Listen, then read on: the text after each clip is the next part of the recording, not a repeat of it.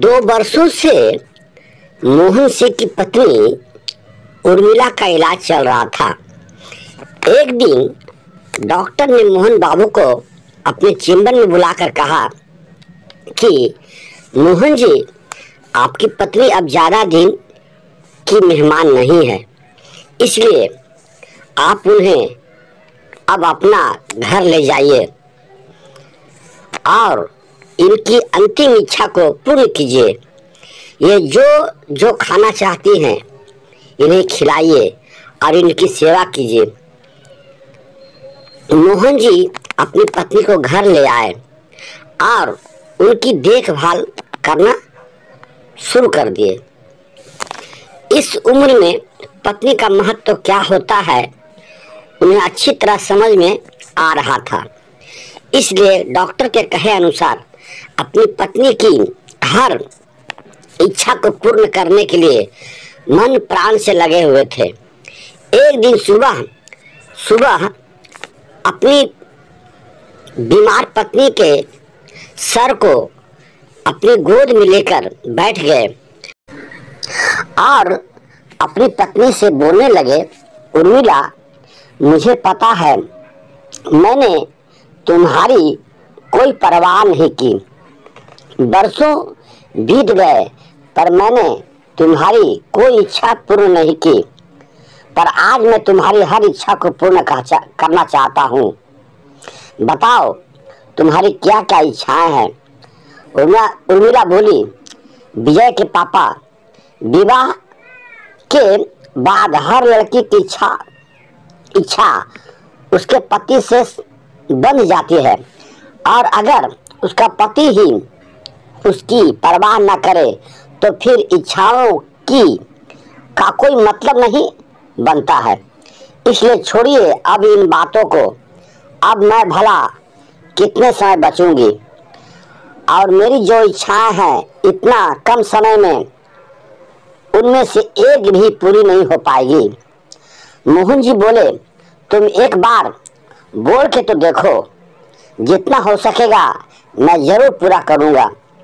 फिर उर्मिला मुस्कुराकर बोली, देखिए विजय के पापा, शादी के बाद मैं अपनी मर्जी से कभी भी अपना मायके नहीं जा पाई और जब भी गई तो बिना मेरे आंसू बहाए आपने कभी भेजा नहीं। आप और आपकी माँ ने मुझे परिवार के बंधन में ऐसे बांध कर रखा कि मेरे मायके के सभी परिवार के मेरे रिश्ते खराब हो गए। आप जब कभी भी विवाह या किसी अनुष्ठान में मुझे ले जाते थे तो उसी रात मुझे वापस ले आते थे। कभी सोच कर देखे हैं कि मेरा भी मन करता था कि मैं भी एक रात अपनी माता पिता, भाई बहन, रिश्तेदारों और अपने सहेलियों के साथ समय बिताती। मेरा कितना मन करता था कि मैं भी अपने भाई बहन से हंसी ठट्ठा कर सकूं, पर मैं इसके लिए भी तरस जाती थी और आप मेरी भावना को समझने की चेष्टा ही नहीं करते थे, बल्कि उसे कुचल देते थे।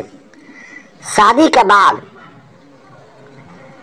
आपने और आपकी माँ ने मुझे कोई भी पूजा में मायके नहीं जाने दिया। जीवन भर मैं सोचती रह गई कि कभी तो मौका मिलेगा कि मैं दशहरा में अपनी मायके जाऊंगी, क्योंकि मैं सुनती थी कि मेरी सारी सहेलियां कभी मायके जाए ना जाए पर वे दशहरा में जरूर जाती थी। तभी मेरे मन में प्रश्न उठता था कि मेरे लिए इतना कठिन नियम क्यों है। फिर मन से ही उत्तर मिलता था कि तुम्हारे पति तुम्हारी भावना की कदर ही नहीं करते हैं, इसलिए तुम्हारी छोटी छोटी इच्छाएं पूर्ण नहीं होती है अब आप ही बताइए विजय के पापा, क्या आप मेरी उन इच्छाओं को पूरा कर पाएंगे? क्योंकि जिसके पास जाऊंगी अब वह दोनों मेरे माता पिता इस संसार में नहीं रहे। इस घर में जब शादी करके आई थी तब मेरा भी सपना था कि आप मुझे कोई टूर पर ले जाएंगे, किंतु शादी के बाद ही आप और आपकी माँ ने पूरे घर की जिम्मेवारी मेरे हाथों में सौंप दिए। जब आप ही मेरा भावना को नहीं समझते थे मैं किससे बताती। इसलिए मैं अपने मन को समझा लेती थी कि ये सब खुशियाँ मेरे भाग्य में नहीं है। आपने भी कभी जानने की चेष्टा नहीं की कि मेरी इच्छा क्या है। आपको शायद यह याद होगा कि एक बार मेरी बहुत इच्छा थी कि हम दोनों स्टूडियो में जाकर एक फोटो निकलवाएं, पर जब मैं आपको बोला तो आपने मना कर दिया। आजकल तो सभी लोग मोबाइल में फोटो निकालते हैं, पर आपके मोबाइल में खोज कर देखिए, मेरा एक भी फोटो नहीं मिलेगा। क्योंकि जब भी मैं संग में फोटो निकालने की बात करती थी आप बहाना करके हट जाते थे। अब मेरे मरने के बाद खोजते रहिएगा, एक भी मेरा फोटो आपको नहीं मिलेगा। अब आप ही बताइए कि क्या आप मेरी इन इच्छाओं को पूरा कर पाइएगा? अब तो मैं मृत्यु शैया पर लेटी हूँ और अंतिम क्षण को गिन रही हूँ। जब मैं सुंदर साड़ी पहनती थी और सस्ती थी तो मेरा भी इच्छा होती थी कि आप मेरी तारीफ में दो शब्द कहें, पर आप तो मेरी तरफ ताकते भी नहीं थे। जब मैं स्वादिष्ट खाना बनाती थी तो मेरी भी इच्छा होती थी कि कोई कहे ना कहे पर आप मेरी तारीफ जरूर करेंगे।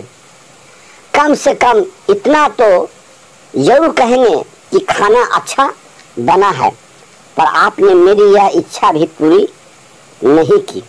सारा जीवन मैं आपके मुख से तारीफ के दो शब्द सुनने के लिए तरसते रह गई, पर आपने कभी मेरे मन के दुख को समझा ही नहीं। मेरा तो आत्मविश्वास ही खो गया था। मुझे लगने लगा था कि शायद आपकी पत्नी होने की योग्यता ही मेरे अंदर नहीं है। शायद इसीलिए मैं आपके दिल को जीत नहीं सकी।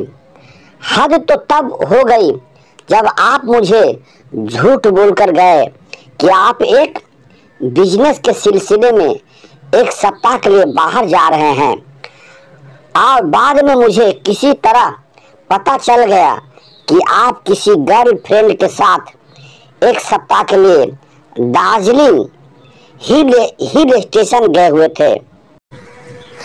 आपकी हर बात को मैं बर्दाश्त कर ली, पर इस बात को मैं बर्दाश्त नहीं कर सकी जी, और तभी से मैं बीमार रहने लगी। ऐसी बात भी नहीं थी कि मैं सुंदर नहीं थी या पढ़ी लिखी नहीं थी या मुझे खाना बनाना नहीं आता था। अपने पांचों भाई बहनों में सबसे सुंदर मैं ही थी। देखिए विजय के पापा, औरत सब कुछ बर्दाश्त कर सकती है, पर उसका पति उसके रहते हुए दूसरी कोई और औरत को प्यार करे और उसे लेकर घूमे फिरे, यह किसी भी पत्नी को बर्दाश्त नहीं होगा जी। और अगर वह पत्नी अपना यह दुख किसी को नहीं बताती है और अंदर ही अंदर वह इस दुख को लेकर घुटते रहती है, तो यह निश्चित है कि वह किसी न किसी गंभीर बीमारी की शिकार जरूर होगी जो मेरे साथ हुआ। विजय के पापा, आपको तो खुश होना चाहिए क्योंकि अब आपको कोई रोकने टोकने वाला नहीं होगा और ना ही अब आपको झूठ बोलने की कोई जरूरत पड़ेगी। इतना बोलते बोलते उर्मिला की गला सूखने लगी और सांस लेने में थोड़ी दिक्कत होने लगी तो मोहन बाबू ने उन्हें पानी पिलाया। पानी पीने के बाद उर्मिला ने कहा, अब तो मेरी एक ही इच्छा है कि अगर मेरी दम निकले तो आपकी बाहों में ही मेरी दम निकले। फिर उसने कहा, मेरे मरने के बाद मुझे दुल्हन की तरह सजाइएगा और एक बात कहना चाहती हूँ कि अगर किसी की इच्छा पूर्ण करनी हो तो उसके जीते जी ही उसकी इच्छा को पूर्ण कीजिएगा। मरते समय पूछकर उसका मजाक मत उड़ाइएगा। जाते जाते मैं भगवान से प्रार्थना करती हूँ कि आप लोग खुश रहें। फिर उन्होंने कहा, मेरी एक और अंतिम इच्छा है, जो मेरे साथ हुआ वह मेरे बेटे विजय की बहू के साथ ना हो, इसका ध्यान रखिएगा। इतना बोलते बोलते उर्मिला की सांस ऊपर नीचे चलने लगी, सांस लेने में दिक्कत होने लगी। फिर उसने एक गहरी सांस ली और सदा के लिए सो गई। मोहन बाबू उर्मिला को जोर जोर से हिलाने लगे और रोने लगे पर कोई प्रतिक्रिया नहीं मिली। मोहन बाबू फपक कर रोने लगे। उर्मिला की सारी बातें सुनकर मोहन बाबू का मन कर रहा था कि वह अपनी पत्नी के पैर पकड़कर उससे माफी मांगे, पर अचानक उर्मिला का दम अटकने के कारण उसके जीते जी वे ऐसा भी नहीं कर सके। दोस्तों, यह कहानी लिखते लिखते मेरे भी आंसू बह रहे थे, मेरा भी कलेजा फट रहा था, कलम आगे चलाने की हिम्मत नहीं हो रही थी। दोस्तों, हमें इस कहानी से सीख लेनी चाहिए। दोस्तों, जब आदमी जीवित रहता है तब हम उसकी कद्र नहीं करते हैं, जब वह मर जाता है तब उसका महत्व हमें समझ में आता है। तब तक वह हमसे बहुत दूर चला जाता है, जहाँ से कोई वापस नहीं आता है। दोस्तों, अगर कहानी अच्छी लगी हो तो अपने दोस्तों में भी इस कहानी को अवश्य शेयर कीजिएगा ताकि उन्हें भी इसका लाभ मिल सके और हमें कमेंट करके बताइएगा। आपका कमेंट से मुझे प्रेरणा मिलेगी, जिससे और भी मेहनत करने का प्रयास करूंगा। धन्यवाद।